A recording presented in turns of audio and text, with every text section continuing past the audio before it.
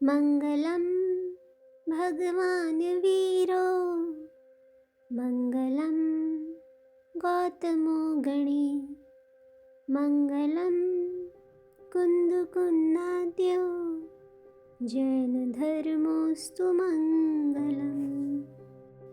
आप सभी का स्वागत है चामुंडराय वैभव के 25वें अध्याय में। अगले दिन चामुंडैया नेमिचंद्राचार्य समेत महाशैल पर पहुँचे। परिपूर्ण मूर्ति को देखकर उनका मन प्रफुल्लित हुआ। तुरंत वहाँ महाशिल्पी की अनुपस्थिति का अनुभव हुआ तो मन उद्वेग से भर गया। उनके नेत्र संपूर्ण महाशैल पर महाशिल्पी को खोजने लगे। वहाँ की नीरवता से उनका मन व्याकुल सा हुआ। आचार्य ने भी चारों ओर दृष्टिपात किया, किंतु महाशिल्पी का कोई पता ही नहीं चला। उसी व्याकुलता से चामुंडैया ने पुकारा, शिल्पी, महाशिल्पी, महाशिल्पी। उनकी ये पुकार प्रतिध्वनित हो गई, किंतु कोई उत्तर न पाकर संपूर्ण महाशैल का शोध किया। आचार्य भी सोचने लगे, शिल्पी कहाँ गए होंगे। चामुंडैया ने फिर पुकारा, महाशिल्पी, महाशिल्पी।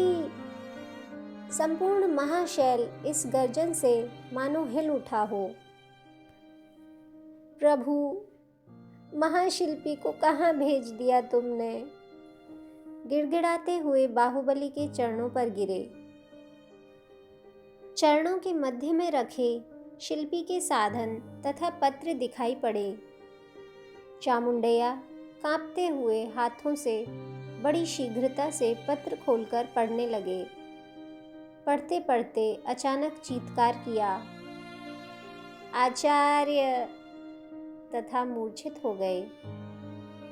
चामुंडैया की चीत्कार से आश्चर्यचकित आचार्य उनके समीप आ गए तथा उन पर पानी छिड़काने लगे। धीरे धीरे चामुंडैया ने नेत्र खोले। बड़ी दीनता से पूछा, पूज्यवर, महाशिल्पी कहाँ है, कहाँ है महाशिल्पी। आचार्य ने पत्र लेकर पढ़ा। क्षण भर उनके नेत्र भर आए। वो मौन थे। पुनः अत्यंत करुण स्वर में चामुंडैया ने पूछा, मेरे शिल्पी कहाँ चले गए पूज्यवर। क्या किया था मैंने, किस कारण मुझे ये दंड मिला, क्यों। वो बच्चों की तरह रोने लगे। उन्हें लगा मूर्ति के पादों के पार्श्व में खोदा हुआ उनका नाम मानो उन्हें कोस रहा हो। देखिए आचार्य, महाशिल्पी अपने नाम के बदले मेरा नाम खोदकर मुझे लज्जित कर कर चले गए हैं। महाशिल्पी का नाम क्या था, मुझे विदित नहीं है पूज्यवर। उन्होंने बताया भी नहीं है। कई बार मैंने पूछा, हर बार वो टालते ही रहे। कहते थे कि शिल्पी ही मेरा नाम है। उनकी पालित माता को तो ज्ञात होगा। नहीं पूज्यवर, उनको भी ज्ञात नहीं है। समझ में नहीं आ रहा कि उनको कैसे सांत्वना दूं। हाँ, ये तो सत्य है, उनका नाम विदित नहीं है। ये भी ज्ञात नहीं कि वो कहाँ गए होंगे। उनका शोध कैसे कर सकते हैं। आचार्य चिंतित हो गए। ऐसी महान मूर्ति का निर्माण करने पर भी महाशिल्पी ने अपना नाम नहीं लिखा। मेरे अनुरोध के अनुसार इस मूर्ति का निर्माण उन्होंने किया तथा नाम खोदा मेरा। ये संसार मुझे युगों युगों तक स्वार्थी समझेगा पूज्यवर। ये कैसा न्याय है। शिल्पी ने मुझे किस संकट में डाल दिया।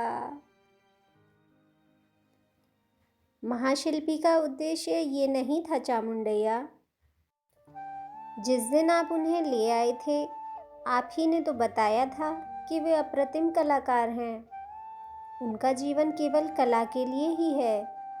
उनके जीवन की श्वास केवल कला है ना? हाँ पूज्यवर, किंतु किंतु क्या चामुंडैया? क्या किसी कारण महाशिल्पी का मन दुखी हो गया था?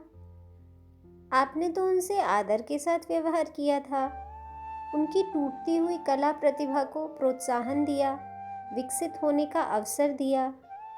इसी कारण ही आपकी माता का स्वप्न साकार हुआ, बाहुबली के विग्रह का निर्माण हुआ।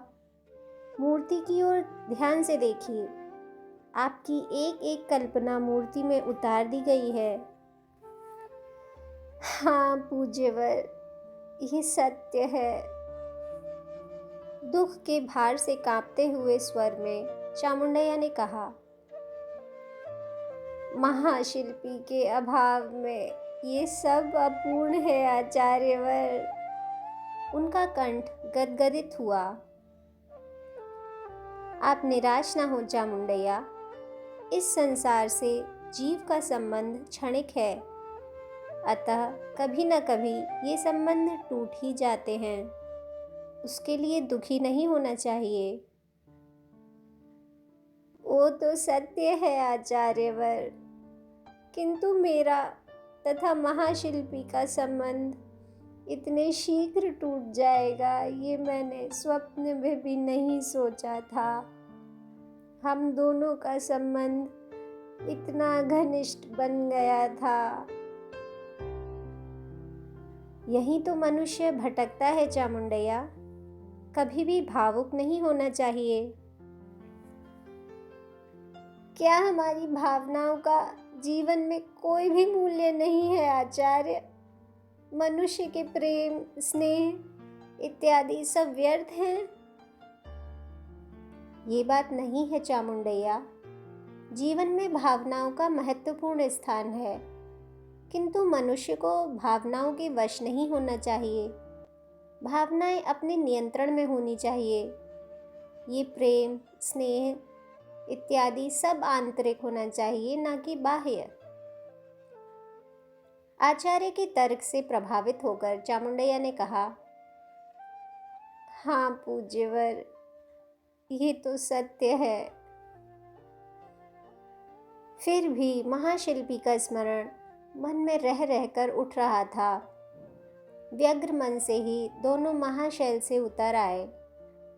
चामुंडैया आचार्य को कटवप्रगिरी पहुंचाकर अपने शिविर की ओर चले। उदास होकर लौटे अपने पुत्र को देखकर कालला देवी ने पूछा, क्यों पुत्र, तुम्हारा मुख कुमलाया हुआ क्यों है? अम्मा, महाशिल्पी ने मूर्ति का निर्माण कार्य संपूर्ण कर दिया है, किंतु क्या है पुत्र? किसी को कोई सूचना दिए बिना महाशिल्पी कहीं चले गए हैं अम्मा।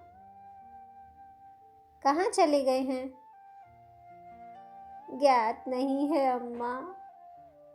चामुंडैया ने व्यग्रता से उत्तर दिया और भोजन किए बिना उदास होकर ही समय व्यतीत किया।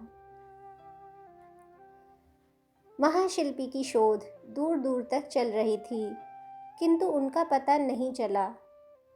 चामुंडैया बड़े निराश थे। आचार्य के वचन का स्मरण हुआ। शिल्पी की स्मृति मन से निकालना संभव नहीं हो पा रहा था। उनकी परिस्थिति देखकर नेमिचंद्राचार्य ने आचार्य अजित सेन, प्रभु राजमल्ल तथा जिनदेवन को समाचार पहुंचाया। ये समाचार लेकर नेमिचंद्राचार्य का एक सेवक तलबुनपुर की ओर शीघ्रता से चला गया। आज के लिए बस इतना ही। आगे की कहानी अगले भाग में सुनेंगे। तब तक सभी को सादर जय जिनेंद्र।